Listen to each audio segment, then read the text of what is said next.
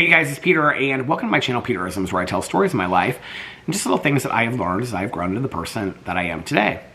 And I was just going through my comments on my videos. I was trying to pick a comment to respond to for today's video, and I literally went to the very first one, and I was like, this is such a great comment to talk about. This is such a great topic. I think most people relate to this at some point in their life. It's definitely something that I have related to. It's definitely something that I have talked about on my vlog and over here. And so I thought, you know what? I want to address this comment today. So this is the comment, and it is on my video from I Need More Love.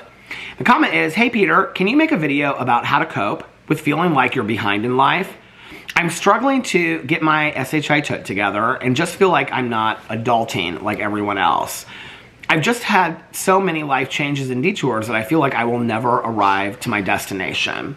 Well, first of all, in regards to never arriving to your destination, I don't think that any of us ever arrive to our destination. I think that was one of the things that I had to accept, first and foremost, was that, you know, your destination is basically the end of your life. I think, you know, as long as we are people that allow ourselves to remain teachable and continue to grow and continue to learn and change and evolve, then you're never going to reach perfection. You're never going to reach this ultimate plateau that there's nowhere else to go or nowhere else to grow and learn, you know? I shared this in a video not too long ago. Little Bit Radley has had his reverse cough is so, or his reverse sneezing is so bad today. You okay, Little Bit Radley? He's in my reverse. It's, the change in the weather just like drives him crazy. So anyway, I said this in a video just the other day. I was talking about, we had brunch. My cousin Caroline and I had brunch with a family friend. She and her husband have been married now. Okay, so she was just turning 83. They've been married since they were like, she was like 20, so like 60 some years, and 63 years, something like that.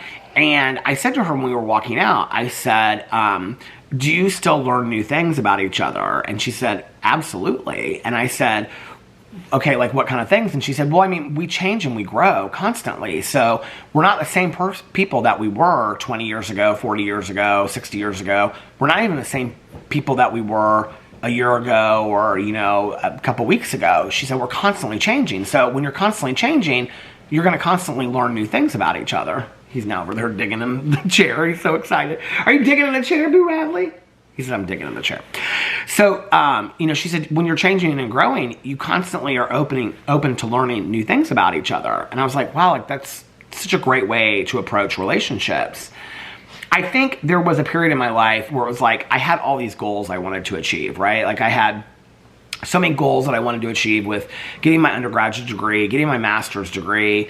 You know, I always wanted to write a book. I always wanted to do this. One of my, you know, biggest goals was always to have a long-term relationship that was successful.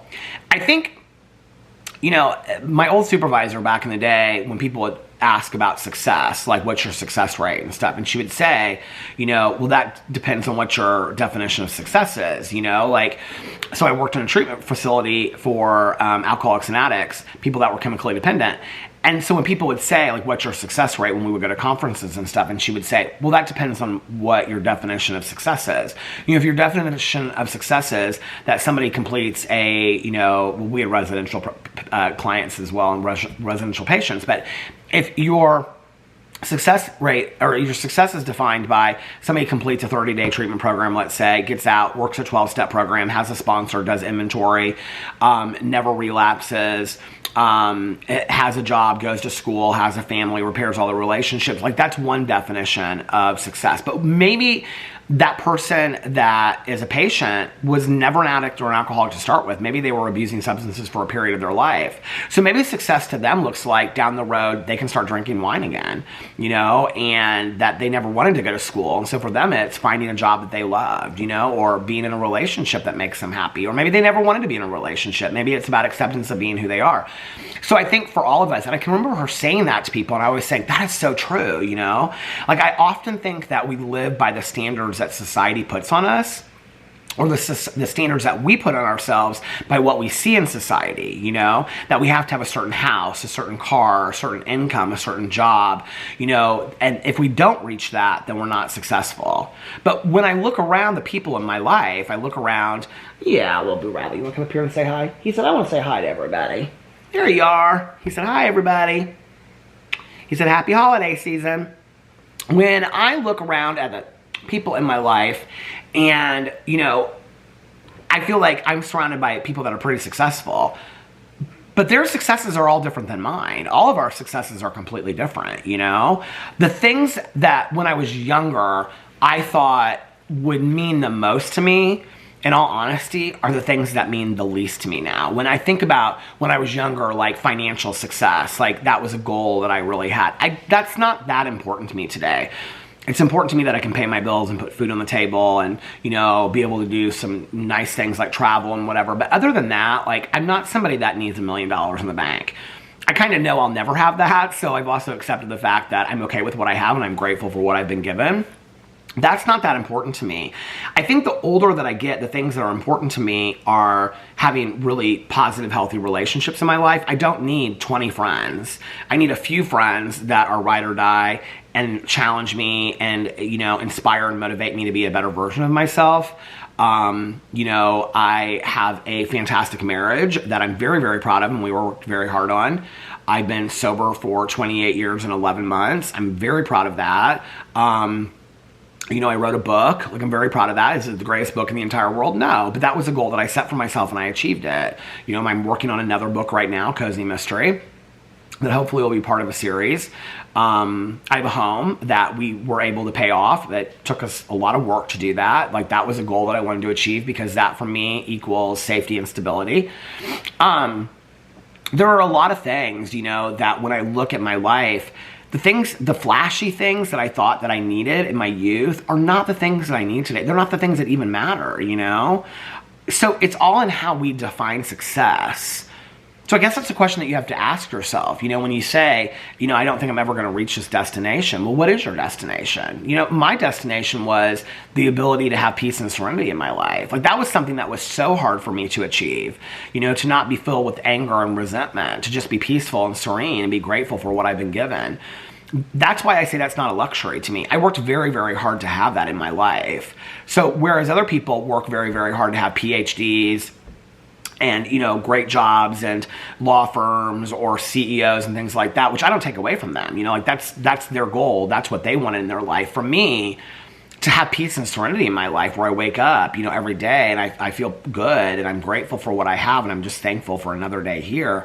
Like, that is success to me, you know, to be surrounded by people that I love and that love me, that is success to me, you know, I know this sounds corny, but to like finish a TV series, that's success to me because that's something that I couldn't do before. I couldn't sit and spend hours being present. Like, that's not about watching TV to me today. That's about treating myself well enough to allow myself to be present and do something that I enjoy, you know? I would have watched 20 minutes of a TV. I used to talk about this in my vlog all the time, that I was jealous of Alex because he could binge watch a TV show in a whole weekend. I would like watch 20 minutes of a show, get up and clean the kitchen, get up and do this, get up and do, I mean, I was constantly moving, right? And I've learned, I'm not great at it, but I've learned to be present. I've learned to, and that was really one of the reasons, the driving forces behind me starting my new channel, my reality TV channel, which I watch more shows and report on. But that was one of the driving forces behind it because I was like, okay, well, if there's an intention behind it, then I'll do it. Like, now I just am watching all these shows because I love it. And I'm so grateful for that, you know? But I think it's all in how you measure success. I also think the other thing, I want to make sure I get the whole comment in. When you feel like you're behind in life, you know, I can remember going to my 20-year high school reunion. I've shared about this a lot in my vlog.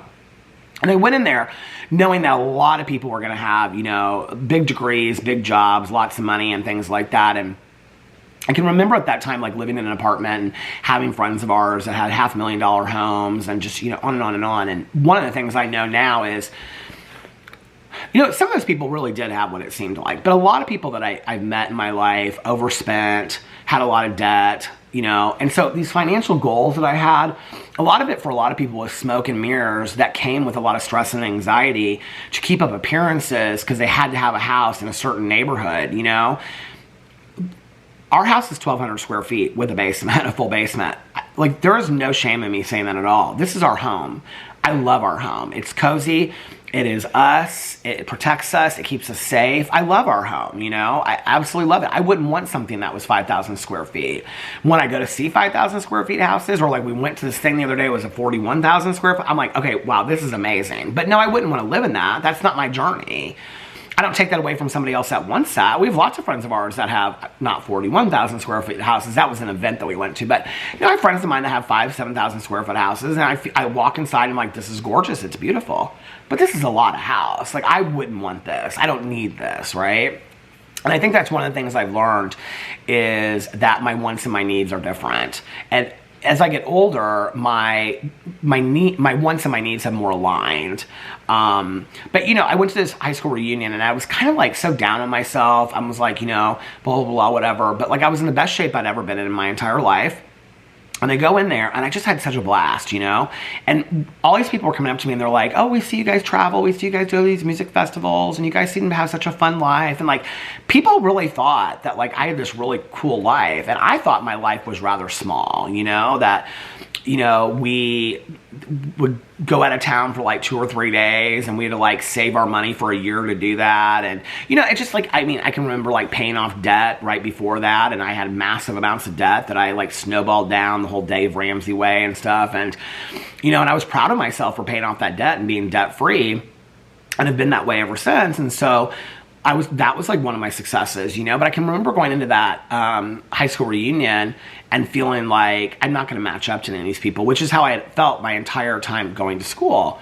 And then I go there and people, the things they think are cool about my life were really the things that, like, people were saying stuff about my style. And I'm like, I'm getting all my clothes from thrift stores, you know, because that's where I like to buy my clothes, you know, and because I've always loved to like vintage thrift store shop. And people were talking about how much fun of our life looked like and all this kind of stuff. And I was like, it was really a wake-up moment for me to be grateful for those things that I had, that on the outside looking in, I took for granted, but other people looking in were like, wow, that's like a really cool life, you know? And I created that. Alex and I created that together. I think the other thing was, I had a friend of mine in sobriety, he was younger, and I remember he went on like this retreat thing, and he came back, and we were having coffee, and he said something to me. And, you know, it's always the newcomers in recovery that teach you the most because they see things from a different perspective. And I remember I said something about, like, okay, I can remember I always felt like I got my degree late, my undergraduate degree, because I got sober. I got my master's degree later than a lot of people. But I will say in my master's program, there were a lot of people that came from like straight from the BSW program over that were young. But there were a lot of people that had been like program directors for 20 years that were just getting their master's degrees, or people that were changing careers and going into social work, you know, that were older than me by like 20 years. And so it didn't so much feel that way, but they had had whole lives before me. I always felt like I was just catching up, constantly catching up, you know, and it was because of my recovery partly. And I always was down on myself for that. I was always like, you're never going to catch up with these people. You know, your friends have $500,000 to $1 million homes. They have nice cars. They have second homes in Florida and Michigan and things like they have lake houses. You're never going to have this. I always felt like I was catching up. And I remember I made some comment to this friend of mine, and he looked at me and he said, you always lose by comparison.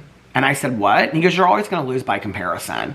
He said, if you compare yourself and your life to somebody else, you're never going to compare your life to somebody that has it so much worse than you. You're always going to compare it to somebody that has it so much better than you. But you don't really know what their circumstances are like, right? So you're always comparing your life to somebody that has it 100 times better than you. So you're always going to lose by comparison. And I was like, that is so true. Like, that is so true, right?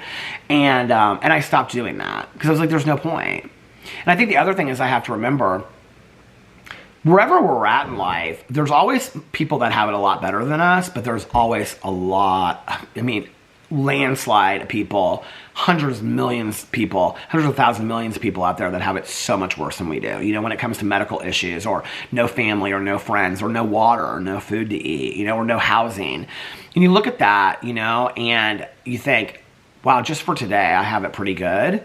And so I try to live in gratitude today and in the present and be extremely grateful for what I have. And, you know, one of the things was I did a video not too long ago, I think it was on my Peter Does Stuff channel, about how small my life is. And I turned that around that night. I actually just had a therapy session. I talked at length with my therapist about this. That small life that I have that I sometimes feel like the house is closing in on me because, you know, I can't go outside in the winter and stuff like that and sit on my front porch as much. Like, there's so much about my life that the smallness of it is what I'm the most grateful for. So I don't know that I'll ever reach that destination of being completely happy or having everything in my life, but I think that goal to aim for that is part of the driving destination. You know, it's part of like what gets us there. It's like that Pathfinder ad that I always talk about. You know, it's not whatever the destination is, not whatever, but the journey is the destination. And I believe that. I believe the journey is the destination. How boring would life be if tomorrow you woke up and you had met every goal that you had every dream achieved, and had everything you ever wanted in your life? You would maybe enjoy it for a week, but after that you would start getting bored, you know? I don't need every dream of mine met anymore, because one of the things I realize is my dreams and my goals change. They change with the conditions of my life. They change as I get older. They change from week to week, day to day, month to month, year to year, from what I want. So my goals of yesteryear are not necessarily my goals of today, you know? And that's okay. You know, I'll never reach that destination. You know, I'll probably take my last breath still wishing I'd achieved 10 to 100 other things. And that's okay. You know, that's totally okay. I think that drive is what keeps us going. So don't ever feel like you're behind in life. And I know that's easier said than done, but I will tell you something that really made it easier for me. And I've heard it now hundreds of times in recovery. But the first time I heard it, like, I'd never heard it before, and I think I was probably 6 months sober or something, and somebody looked at me and I was like upset about, I was saying stuff like, you know, I'm getting ready to go back into college and I got to catch up and I got to do this, and I was like stressing out and I was so nervous about it, right? And I was like, everybody in my life is like already like in their jobs, in relationships, whatever. And I'll never forget, this woman looked at me and she said, "You're exactly where you're supposed to be. You are right now exactly where you're supposed to be." And I look back on that, and I was exactly where I was supposed to be. And if that was true then that's true now. I'm exactly where I'm supposed to be. And so are you.